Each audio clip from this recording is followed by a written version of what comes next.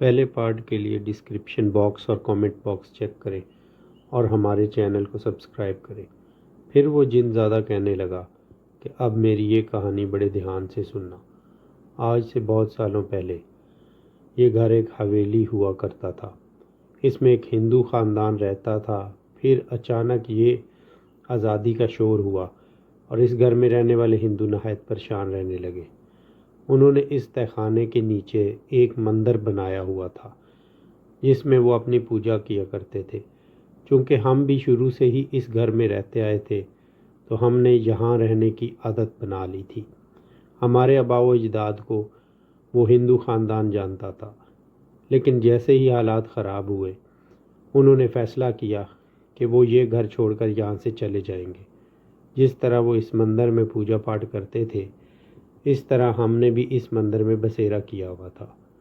اس گھر کے برابر میں ایک بہت بڑا بنگلہ تھا جہاں پر مسلمان خاندان بستا تھا۔ دونوں کے آپس میں گہرے تعلقات تھے۔ جب حالات زیادہ خراب ہو گئے تو ہندو خاندان نہایت پریشان نظر آنے لگا۔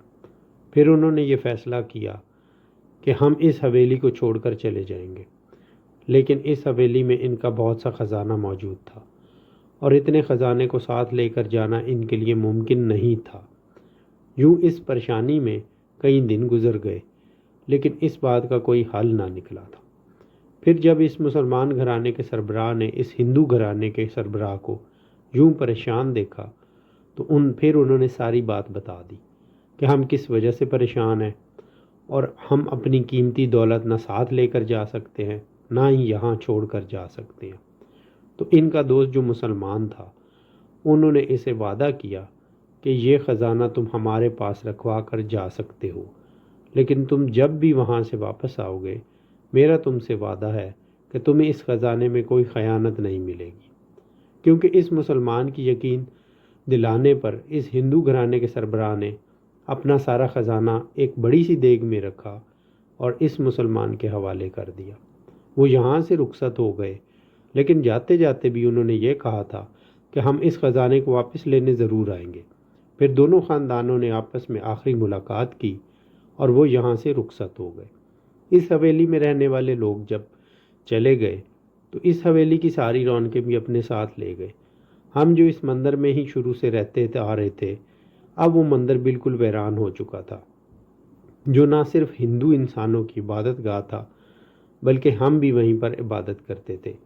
پھر چند دن بعد ہی جب بہت سے لوگ اس علاقے میں آ کر رہنے لگے تو ایک مسلمان گھرانے نے اس حویلی پر بھی قبضہ کر لیا۔ وہ کافی دن تک یہاں پر رہتے رہے، لیکن ان کا دھیان اس تہہ خانے پر نہ گیا۔ پھر اس مسلمان گھرانے کا ایک نوجوان اس تہہ خانے کی کھوج میں لگ گیا۔ وہ سیڑھیاں اترتا ہوا نیچے آ گیا۔ جب اس نے اس تہہ خانے میں ایک مندر دیکھا تو اسے نہایت غصہ آیا۔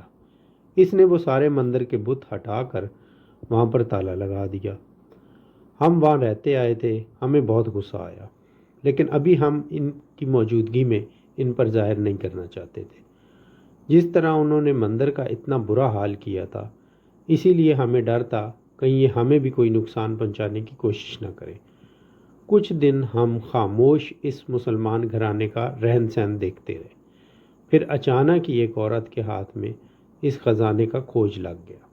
اسے کچھ کاغذات ملے تھے جس میں یہ لکھا ہوا تھا کہ اس گھر میں بہت بڑا خزانہ رکھا تھا۔ کچھ تصاویر تھیں جن سے یہ ثابت ہوتا تھا کہ اس حویلی میں بہت بڑی دولت موجود تھی۔ کیونکہ اس پورے خاندان میں ایک ہلچل سی مچ گئی، وہ لوگ کھوج در کھوج کرنے لگے کہ ہو سکتا ہے یہاں پر ضرور کوئی بڑا خزانہ دفن ہو۔ ویسے بھی اس علاقے کے جتنے بھی گھر تھے سبھی کے زیر زمین سے کچھ نہ کچھ نکل رہا تھا۔ یوں اس حویلی میں رہنے والے اس مسلمان گھرانے نے پوری حویلی کا فرش کھود ڈالا۔ جب انہیں کچھ بھی نہ ملا تو وہ نہایت غصے میں نظر آنے لگے، لیکن جس پڑوسی مسلمان خاندان کے پاس وہ ہندو گھرانہ اپنا خزانہ رکھوا کر گیا تھا وہ بھی پریشان نظر آنے لگے۔ وہ نہیں چاہتے تھے کہ اس حویلی میں رہنے والے اس گھرانے کو خزانے کے بارے میں معلوم ہو جائے۔ ہمیں ان کا یہ رویہ دیکھ کر بہت غصہ آ رہا تھا، اسی لیے پھر ہم نے اپنی موجودگی ان پر ظاہر کرنا شروع کر دی۔ جب وہ رات کو یہاں سوتے تو ہم انہیں ستانا شروع کرتے تھے، کبھی کسی برتن کو ان پر گرا دیتے تو کبھی کسی دروازے کو بند کرتے اور کھول دیتے۔ اب اس گھر میں رہنے والے لوگوں کو ہم پر شک ہونے لگا کہ ضرور اس حویلی میں کوئی غیر فطری مخلوق رہتی ہے۔ پھر انہوں نے ایک مولوی کو بلوایا جس نے ہم پر آ کر عمل کرنا شروع کر دیا۔ اس مولوی کے عمل کرنے سے ہم ان کے سامنے ظاہر ہو گئے تھے۔ ہمیں دیکھ کر وہ نہایت خوفزدہ نظر آنے لگے۔ یوں اس مسلمان گھرانے نے بہت زیادہ اس حویلی کی توڑ پھوڑ کر دی تھی۔ پھر چند دن تک وہ اس حویلی میں رہے اور پھر خوفزدہ ہو کر یہاں سے چلے گئے۔ ان کے جانے سے ہمیں بھی سکون محسوس ہو رہا تھا۔ پھر چند دن بعد دوبارہ حالات خراب ہونا شروع ہوئے۔ اب وہ مسلمان خاندان بھی اس علاقے میں رہنے پر خوش نہ تھا، لیکن ان کے پاس ہندو گھرانے کی امانت رکھی ہوئی تھی، وہ بھلا اسے کیسے چھوڑ کر یہاں سے جا سکتے تھے۔ پھر ایک رات جانے سے پہلے وہ اس تہخانے میں آئے۔ انہوں نے اس تہخانے کا فرش کھود کر وہ سارا قیمتی خزانہ اس فرش کے نیچے دفن کر دیا۔ پھر انہوں نے اونچی آواز میں اعلان کیا کہ جو بھی اس مندر میں شروع سے رہتے آ رہے ہیں وہ اس خزانے کی حفاظت کریں گے مرتے دم تک۔ ان کی یہ بات سن کر ہم حیران رہ گئے۔ انہوں نے ایک عمل کے ذریعے ہمیشہ کے لیے ہمیں اس خزانے کا محافظ مقرر کیا اور خود یہاں سے چلے گئے۔ اب اس خزانے کا راز یا تو ہم جانتے تھے یا پھر وہ مسلمان گھرانہ۔ آج اس بات کو کئی سال بیت گئے ہیں، لیکن آج تک وہ ہندو گھرانہ واپس نہیں آیا جس کا یہ خزانہ آج بھی ہمارے پاس محفوظ ہے، لیکن ہم یہاں کے قیدی بن کر رہ گئے ہیں۔ اس کے بعد جو بھی یہاں اس حویلی میں رہنے آیا ہم نے اسے یہاں ٹکنے نہ دیا، کیونکہ ہم جانتے تھے کہ وہ نہ صرف خزانے کی تلاش میں ہوگا بلکہ ہمیں بھی نقصان پہنچانے کی کوشش کرے گا۔ دیکھتے ہی دیکھتے اس پورے علاقے میں ہماری دہشت بیٹھ گئی اور ہماری وجہ سے یہاں پر کوئی قدم بھی نہ رکھتا۔ لیکن ہمیں حیرت ہوئی جب ایک بوڑھی عورت روزانہ یہاں پر خزانے کی تلاش میں آنے لگی۔ وہ ایک مجبور اور لاچار عورت نظر آتی تھی۔ بھلے ہی وہ یہاں خزانہ ڈھونڈنے آتی تھی، لیکن اسے اس تہخانے کے بارے میں معلوم نہ تھا۔ لیکن تم جب اس عورت کے پیچھے آئی تو میں نے تمہیں دیکھ لیا تھا اور تمہاری ماں کو تمہاری نظروں سے غائب کر دیا تھا، جو ہر کمرے میں موجود کاٹ کباڑ کو کھول کھول کر دیکھتی تھی۔ لیکن پھر میں نے عمل کر کے یہ پتہ لگایا تھا کہ تم اس عورت کی بیٹی ہو اور تم بھی خزانے کی تلاش میں اس حویلی میں آئی ہو۔ اگر تم اس خزانے کو حاصل کرنا چاہتی ہو تو ہمیں کوئی اعتراض نہیں ہے، لیکن تمہیں اس کے لیے ایک کام کرنا ہوگا۔ یہاں سے بہت دور ایک گاؤں ہے جس کا نام حاصل پور ہے۔ ہمیں صرف اتنا پتہ ہے کہ جو مسلمان گھرانہ جو ہمیں اس خزانے کا محافظ بنا کر گیا تھا وہ اسی گاؤں میں رہتا ہے۔ ہو سکتا ہے کہ ان کا کوئی ایسا بزرگ زندہ ہو جس کو یہ ساری کہانی معلوم ہو۔ اب تم نے اس گھرانے کے اس فرد کو لے کر آنا ہے جو سب سے بوڑھا ہوگا۔ وہ اس حویلی میں آ کر ہمیں اس وعدے سے آزاد کر دے تاکہ ہم یہاں سے مکتی پا کر ہمیشہ کے لیے اس حویلی کو چھوڑ کر یہاں سے چلے جائیں، کیونکہ ہم بھی تنگ آ گئے ہیں اب اس خزانے کی حفاظت کرتے کرتے۔ تم ایک معصوم اور غریب لڑکی نظر آتی ہو، اسی لیے ہم نے تمہاری مدد کرنے کا فیصلہ کیا ہے۔ اس سے پہلے جتنے بھی لوگ اس خزانے کی تلاش میں آئے تھے وہ نہایت لالچی اور ظالم نظر آتے تھے۔ اگر تم نے ہمارا یہ کام کر دیا تو یہ سمجھ لینا کہ اس خزانے کو ہم تمہارے حوالے کرتے ہیں۔ کہ اس جنزادے کی یہ کہانی سن کر تو میں حیران رہ گئی، لیکن مجھے یہ کام کرنا اتنا مشکل بھی نہیں لگ رہا تھا۔ گو کہ میں کم عمر لڑکی تھی لیکن میں یہ کام کر سکتی تھی۔ پھر میں ڈرتے ڈرتے ان سے کہنے لگی کہ اگر میں نے آپ کا کام کر دیا تو کیا واقعی میں یہ سارا خزانہ آپ مجھے دے دیں گے؟ میری بات سن کر وہ مسکرا دیا، کہنے لگا کیوں نہیں، پھر تم ہی اس خزانے کی مالک ہوگی۔ صرف میں نے تمہارے سامنے اپنی موجودگی کو ظاہر کیا ہے، ورنہ تو اس تہخانے میں رہنے والے جنات اتنے زیادہ ہیں کہ تم انہیں دیکھ کر بے ہوش ہو جاؤ گی۔ اس سے پہلے جتنے بھی لوگ اس خزانے کی تلاش میں آئے تھے ہم سب نے ہی ان کے اوپر اپنی موجودگی ظاہر کر دی تھی، لیکن ہمیں پتہ تھا کہ تم ایک کم عمر اور بھولی بھالی لڑکی ہو، اسی لیے میں نے اپنے سارے جنات کو منع کر دیا تھا کہ کوئی بھی اس لڑکی کے سامنے نہ آئے۔ اس جن زادے کی باتیں سن کر تو میں واقعی ڈر گئی تھی۔ پھر میں نے شکر ادا کیا کہ انہوں نے میرے سامنے نہ آ کر بہت بڑی مہربانی کی تھی، ورنہ خوف کے مارے تو شاید میرا دل دھڑکنا ہی بھول جاتا۔ اب میں نے اسے وعدہ کر لیا تھا کہ میں یہ کام ہر حال میں انجام دے کر رہوں گی۔ پھر وعدے کے مطابق ان جنزادوں نے مجھے اس خزانے کا مالک بنا دیا تھا۔ پھر اس رات میں خوشی خوشی واپس آ گئی تھی۔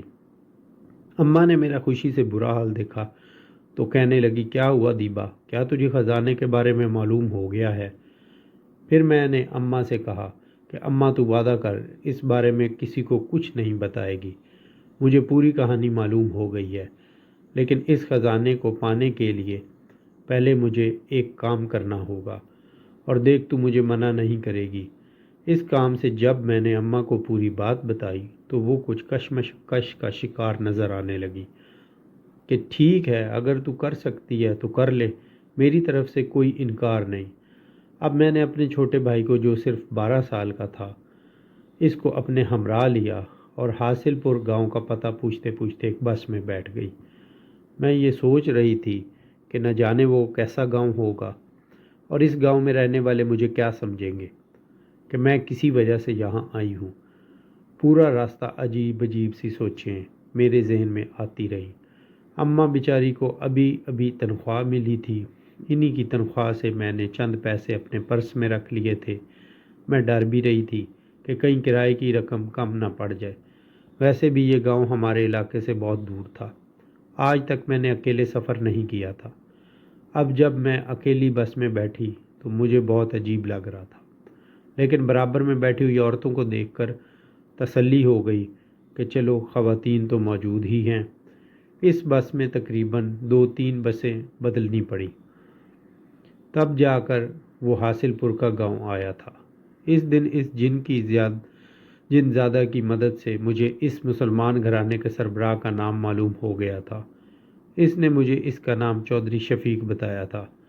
اب جب میں نے وہاں سے گزرتے ہوئے ایک شخص سے چودھری شفیق کا نام لے کر پوچھا تو وہ حیران رہ گیا، پھر کہنے لگا کہ ان کا تو بہت سال پہلے انتقال ہو گیا تھا، اب تو ان کے پڑپوتے یہاں پر رہتے ہیں۔ اس کا جواب سن کر مجھے مایوسی ہوئی۔ پھر میں نے مایوس لہجے میں اس سے کہا، کیا ان کے گھرانے کا کوئی بھی ایسا فرد نہیں بچا جو سب سے زیادہ عمر کا ہو؟ تو وہ شخص کہنے لگا کہ نہیں، اس کا ایک بیٹا ہے جو بہت زیادہ عمر کا ہے، اس کی عمر 80 سال سے بھی زیادہ ہے اور وہ ابھی تک حیات ہے، لیکن آپ ان کے بارے میں اتنی تحقیقات کیوں کر رہی ہیں؟ اب وہ شخص کچھ مشکوک بھری نظروں سے مجھے دیکھ رہا تھا۔ میں اس کے سوال پر کچھ گڑبڑا کر گھبرا گئی، تو میں نے ایسے ہی بات بنا دی کہ وہ ہمارے بہت پرانے رشتہ دار ہیں، انہی کا پوچھنے کے لیے میں اس گاؤں میں آئی تھی۔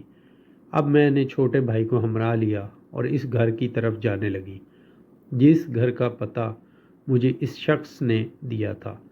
جیسے ہی میں نے دروازہ بجایا تو ایک سرخ و سفید رنگت والے نوجوان نے دروازہ کھولا۔ اتنے خوبصورت نوجوان کو دیکھ کر میں گھبرا گئی۔ پھر کہنے لگی کہ میں چودھری شفیق سے ملنے آئی تھی، لیکن میں نے سنا ہے کہ وہ اب اس دنیا میں نہیں رہے، کیا ان کے بیٹے سے ملاقات ہو سکتی ہے؟ وہ نوجوان مجھے اوپر سے لے کر نیچے تک دیکھنے لگا، پھر کہنے لگا، وہ میرے دادا ہیں، لیکن وہ بہت ضعیف ہو چکے ہیں، انہیں سنائی بھی کم دیتا ہے، لیکن آپ کس سلسلے میں ان سے ملاقات کرنے آئی ہیں؟ میرا دل بہت بری طرح دھڑک رہا تھا۔ میں بغیر سوچے سمجھے یہاں آ تو گئی تھی، لیکن میں اچھی طرح جانتی تھی کہ لوگ مجھ پر سوالات اٹھائیں گے کہ آخر میں انہیں کیسے جانتی ہوں۔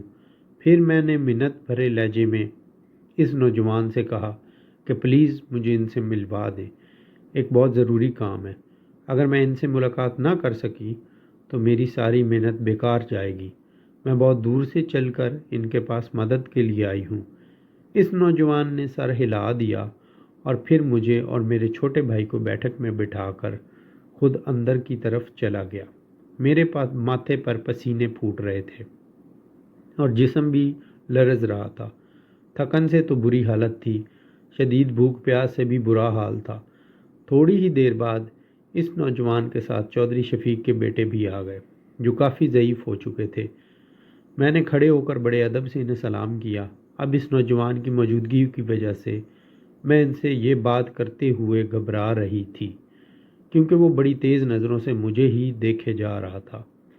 پھر میں نے اسی کے سامنے ساری بات کرنے کا فیصلہ کیا اور دھیرے دھیرے کر کے ایک ایک بات انہیں بتانے لگی۔ جب میں نے پوری کہانی چودھری شفیق کے بیٹے کو بتائی تو انہیں سب کچھ یاد آ گیا۔ پھر وہ میری بتائی ہوئی کہانی سن کر مسکرا دیے۔ وہ کہنے لگے کہ بیٹا، میں اس وقت بہت چھوٹا تھا، تقریباً 10 سال کا تھا، لیکن مجھے آج بھی اچھی طرح یاد ہے کہ وہ حویلی والے ہندو اس قدر امیر گھرانے سے تعلق رکھتے تھے۔ انہوں نے میرے باپ کے پاس کوئی چھوٹا موٹا خزانہ نہیں بلکہ پوری ایک دیگ خزانے کی بھر کر رکھوائی تھی۔ میرا باپ ایک ایماندار آدمی تھا، اسے اس خزانے کی بہت فکر تھی، تبھی وہ جلد بازی میں اس خزانے کو وہیں تہہ خانے میں رکھوا کر وہاں سے بھاگ گیا، کیونکہ وہاں پر رہنے والے بہت سے لوگوں کو اس خزانے کے بارے میں پتہ چل گیا تھا، جس کی وجہ سے ہمارے پورے گھرانے کی جان کو خطرہ تھا۔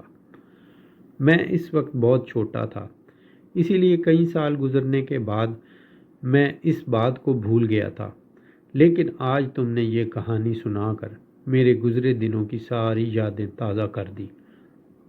مجھے یقین نہیں آ رہا کہ ایسی سچی کہانی بھی ہو سکتی ہے کہ آج تک وہ خزانہ وہیں پر دفن ہے، اور وہ جنات جن سے میرے باپ نے اس خزانے کی حفاظت کا وعدہ لیا تھا، وہ آج تک اس خزانے کی حفاظت پر وہیں پر موجود ہیں۔ میں خوش تھی کہ چودھری شفیق کے بیٹے کو ساری کہانی یاد آ گئی۔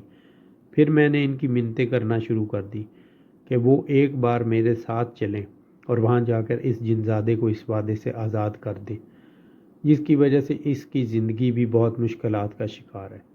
چودھری شفیق کا بیٹا میرے ساتھ جانے پر راضی تھا، لیکن ان کا پوتا انہیں مسلسل منع کیے جا رہا تھا۔ وہ ان سے کہنے لگا کہ دادا، آپ کو ہرگز ضرورت نہیں ہے اس چالاک لڑکی کی باتوں میں آنے کی، ایسا نہ ہو کہ وہ جنات آپ کو کوئی نقصان پہنچا دیں۔ یہ ایسے ہی کوئی من گھڑت کہانی لے کر آپ کے پاس آ گئی ہے۔ مجھے اس کی بات سن کر رونا آ رہا تھا۔ کوئی اس قدر بدگمان کیسے ہو سکتا ہے؟ میں اتنی دور سے سفر سے بے حال ہو کر یہاں آئی تھی۔ پھر میری منت سماجت کرنے پر آخر کار چودھری شفیق کے بیٹے میرے ساتھ جانے پر راضی ہو گئے، لیکن ساتھ میں ان کا وہ کھڑوس پوتا فراز بھی ہمارے ہمراہ تھا۔